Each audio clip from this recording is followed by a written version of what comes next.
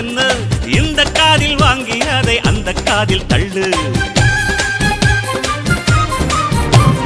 மேகம் மீதந்தாலும் காகம் பறந்தாலும் ஆகாயம்தான் அழுக்காக ஆகாதுன்னு சொல்லு. பூ பந்தை யாரும் நீரில் பத்தித்தான் வச்சாலும் வந்து வரும் தண்ணி மேலதான்.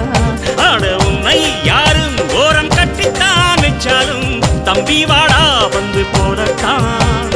மூணாம் பீரை மெல்ல மெல்ல வெண்ணிலவாய் மின்னுவதை மின்மினிகள் தடுத்திடுமா? சக்தி எல்லாம் ஒன்று சேர்ந்தா